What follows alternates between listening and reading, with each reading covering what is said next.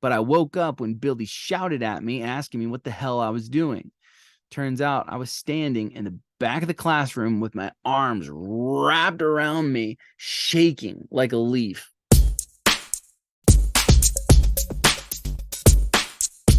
Welcome back to my Ranger School adventure, where I'm going through every day of my journey through the U.S. Army's Ranger School. In the last video, which you can see up here, we covered some stories about patrolling in the Darby Phase, and in this video, we're going to finish up Darby Phase, and in the next video, we're going to move on to the Mountain Phase. Now, this story is about my last patrol during the Darby Phase, and it was pretty crazy. So the day started like any other. We woke up, we got our warning order, we wrote our mission order, our operations order, we did our mission prep, we did our rehearsals, and then we loaded the truck.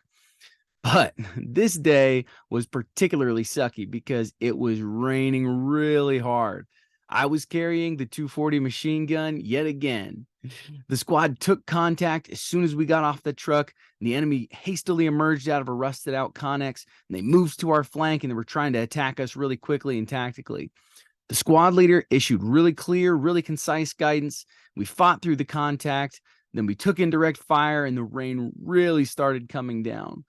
We ended up consolidating at the bottom of a really large hill, and then we proceeded to climb it. That was really steep, and because it was raining, it was super muddy. So we were just slipping and sliding for about 15 minutes until we finally made it to the top. But as soon as we got to the top, lightning began. So the RI told us to ground all our gear, grab a poncho, and sprint back down to the bottom of the hill and huddle in groups of 4 and wait for the lightning to cease. Now, this procedure is known as lightning lockdown. Obviously, the RIs don't want anyone getting hit by lightning, which is a very serious concern out there at Ranger School. It happens periodically. You'll see it in the news. Sometimes people will get really hurt, and sometimes they'll die. It's a really serious danger. So after about 30 minutes of huddling under our ponchos, we climbed back up the hill. This time it was a lot easier because we didn't have our gear. And the RI was standing there under a poncho draped over a branch. It looked pretty sloppy, but he was looking at his book. And I knew that book. I knew that page. We were about to change over leadership.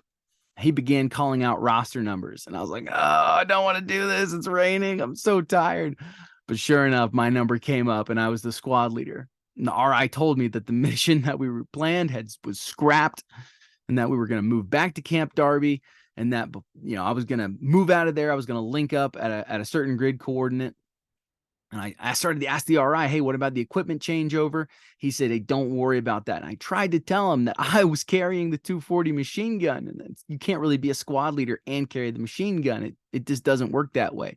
I kept trying to tell him that, but he kept just cutting me off and telling me, all right, just go ahead and execute. All right, roger that. So I moved out, but I was the squad leader carrying the machine gun. But by the time we got to the bottom of the hill, the RI looked at me and was like, why do you have the machine gun? I tried to explain to him that I had already tried to explain to him why I had the machine gun and that we needed to do equipment changeover. But he cut me off and was just like, switch that machine gun with somebody else. So I did, and then we moved out. My main priority was getting out of there fast and not losing anyone. But the rain made visibility really poor, so I had to get everyone in a modified wedge, and then we moved out as fast as that 240 gunner could move.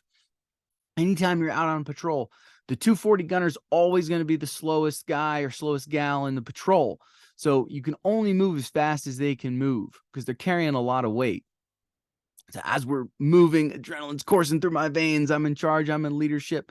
So I see this log right in my path. I try to leap over it. It's a bad choice. I tripped over this thing and I ate it hard. So I somersaulted over the top of my rucksack and onto my butt. I looked up and I looked back at Rodney. He was just laughing his ass off. So I was really embarrassed, but I wasn't about to let that get in the way.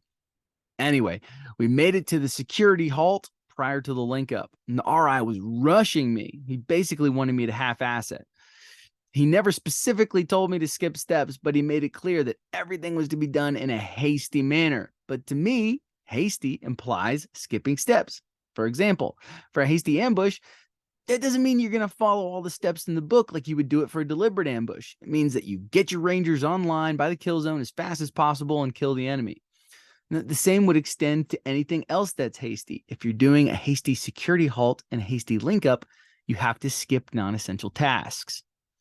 So anyway, we made it to the security halt position, prepared to move to the link-up site. The RI told me that he was going to play the part of the link-up commander. Usually it was whoever drove the truck, but the RI told me he was going to be the link-up commander, so I would link up with him, then the squad would come to the road, and then he would walk us down the road. So the link-up conversation, which I've described in a previous video, it went flawless. I did it exactly how they wanted me to do it. But once it was complete, I got the squad up from their security position, moved them out to the road, and then we followed the RI out to a little intersection where we got on the truck. So just backtracking for a minute. Before we left that morning on the mission, I was pretty confident that I had gotten a go as the Alpha team leader on my first patrol. Now, this wasn't because I was confident in my performance, but because of the circumstances of everybody else. In the past few days, other people had been given a third opportunity to serve in leadership, either during the planning phase or during the patrol. So my thought process was pretty simple. I knew that Ranger School is really hard, but it's equally hard for everybody. So why would they give others a third opportunity for a go without giving me a second opportunity? So when I was placed as the squad leader during the last patrol, my two team leaders, Chad and Richard, were both on their third try. I thought they must have put me as squad leader to help these two guys get a go. And the RIs will often place strong leaders in positions where they can kind of help the other Rangers get a go. And this isn't just Ranger gossip. They're pretty open about this policy. Several times, the RIs told us that, hey, these guys need to go, so you need to help them out. All right, so with this patrol seemingly coming to an end, I was trying to think of ways I could try to help the team leaders shine. The way that I thought I could best accomplish this was to give clear and concise guidance to each team leader and then simply just let them execute. I don't know if this plan was flawed or if the RI walking us that day wasn't very good. He wasn't very good, but we'll talk a little bit about that in a little bit. But unfortunately, only one of the team leaders at the end of the day ended up getting a go. Once we got back to Camp Darby, we joined several of the other Ranger students in the closest planning bay to the cadre building. So we crammed in as many guys as we could. We tried to get out of that cold rain. The topic for discussion remained the same for about an hour. We were done, and they were going to send us back. So the conversation was, hey, are we done? And we're done with this phase, and we're going to go to mountains, or are they going to send us back out to finish this patrol? Now, I contended that they would wait for the storm to subside, and then they'd truck us to an ORP location, and then that second set of leadership would lead us through the mission. But most people disagreed, and they were saying, no, we're done. And their strongest argument was that we only needed 3 graded tasks on a patrol to get a go. And the second set of leadership had done 3 things. They had done movement, they had done security halt, and they had done the link up. I really hoped they were right, but I was pretty sure they were wrong. After all, this was Ranger School. Now, it was evident that the RIs were discussing what was going to happen next because none of them were anywhere in sight. They were all in the cadre building, taking shelter from the rain and presumably trying to figure out what to do. We were just waiting for them to emerge from the building to give us our next task. So after about an hour of waiting, the word finally came. Get your gear and prepare to move out. All right, roger that. I made it happen. Got everybody's rucksacks. We got on the road with our rucks and our weapons. We were ready to go in less than 5 minutes, but nobody was happy. However, even if they weren't happy, these guys were willing to work for just a few more hours to help their buddies get a go. All right, the RI told me that we're moving up on a ridgeline north of Darby to conduct an ambush on the road. He gave me no grids. He just told me to follow him. And this was very atypical. We always had task condition standards. Here's the grid, do this. But this one was just like, follow me. So he walked us up the ridge down a dirt road very quickly. It was obvious that he did not want to be out there with us. But I was determined to do the best ambush I possibly could. I really wanted both team leaders, especially Chad, to get a go so they could be with me in mountains. Chad and I had really helped each other through Darby, and I prayed that we would go through and to mountains and to Florida together.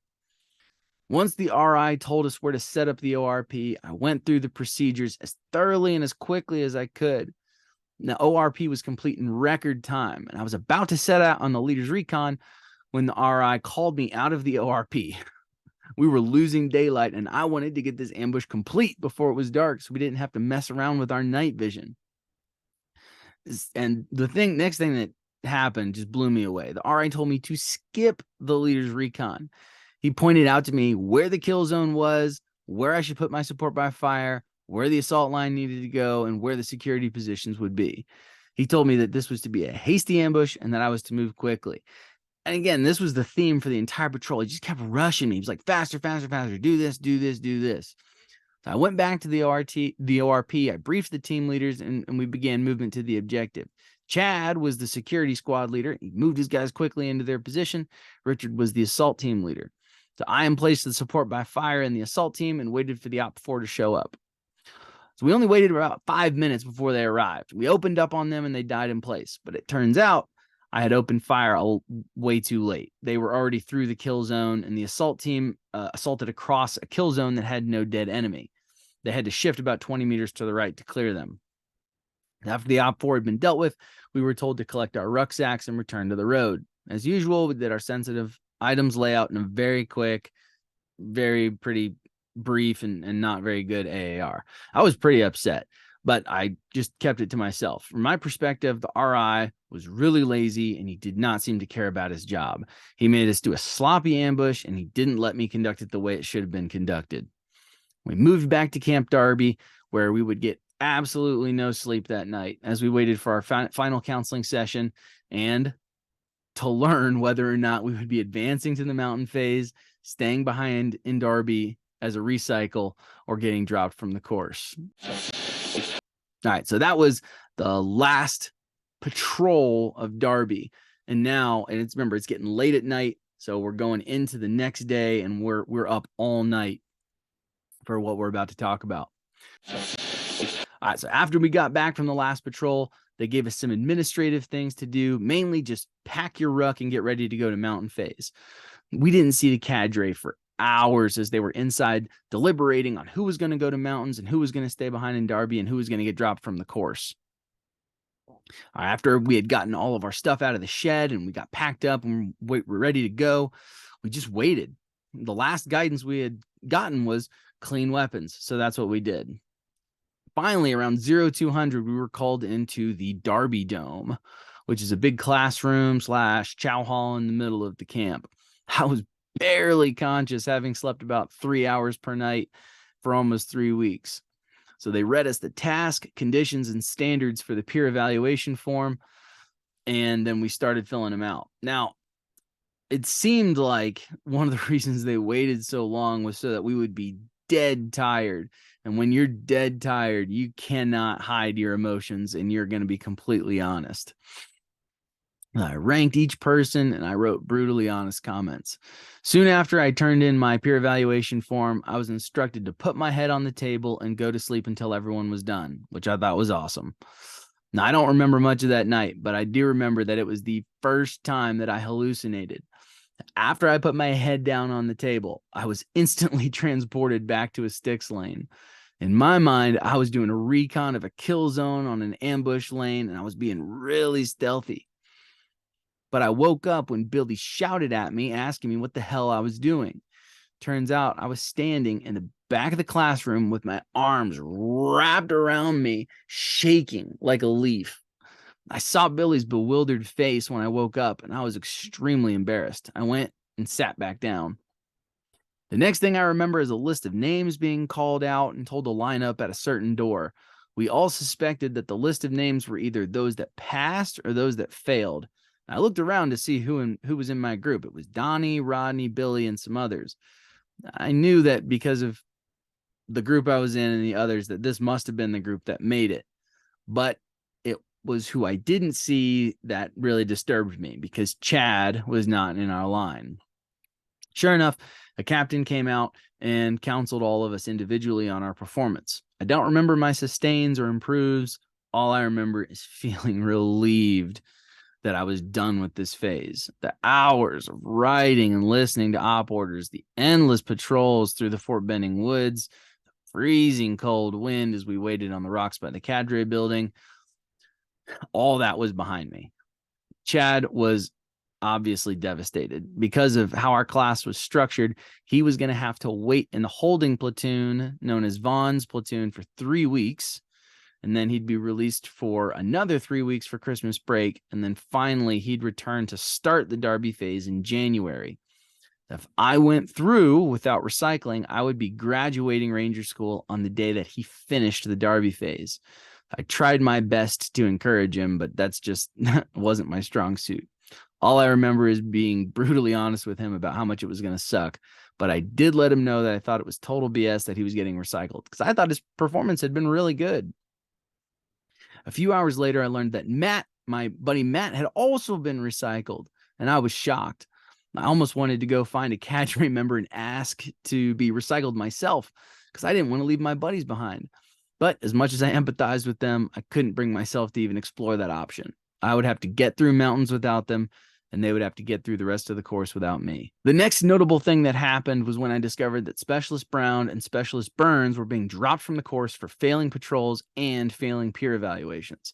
I also discovered that Specialist Bennett had failed peers, but that he was advancing to mountains anyway. All three of them were standing there, and I gave them a quick speech. Basically, I told them that they were not bad soldiers. They were just too young and underdeveloped as leaders to be successful, which in retrospect is hilarious. I had been in the Army like 25 weeks, maybe, and I was 20 years old. And I'm telling these guys, oh, yes, you're just too young and inexperienced as leaders to succeed. Again, I must have been insufferable when I was 20 years old. But these guys had written, or they had read all the stuff we had written about them on their peer evaluations, and they were obviously very upset. So I told them, go back to your unit, grow up a little bit, but definitely come back and try again. Chad told me that I sounded really harsh to them, and I'm sure I probably did, but maybe they needed to hear it, and I hope it sticks with them. So after my little speech was something called the Dog X. $10 got you 4 hot dogs, 2 bags of cookies, 2 bags of chips, and 2 sodas. After that, it was $1 per item. Now, a lot of people didn't bring cash, and there was no ATM there at Camp Darby, so I ended up paying for 3 or 4 other people. One of the guys whose expenses I covered was named Ruslan. And Ruslan was a special forces soldier in the Moldovan army. Ruslan was a laugh riot, and he kept me going through Ranger School.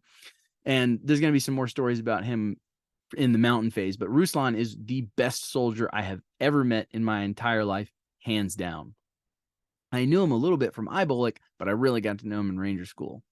Shortly after the Dog X and all the commanders' boards were finished, we moved back to Camp Rogers. I forgot to mention, those who fail patrols or peer evaluations, they both have to go in front of a commander's board to hear whether or not they're going to be advanced to the next phase or whether they're going to have to be recycled or removed from the course. Now, Chad told me afterwards that it was a terrible experience. He said that they just yell at you and tell you how bad of a leader you are and how much improvement you need. And they're probably just trying to shake people up so that they quit. But the next day was the 8-hour pass. Ruslan and I just headed back to my apartment and ate McDonald's and watched The Departed. And we did laundry in my washing machine. We made a quick stop at Commando Military Supply on the way back to Camp Rogers to pick up a couple of things. But that 8 hours sure went by quick. Before we knew it, we were back at Camp Rogers, getting ready to head out to Camp Merrill to begin the mountain phase.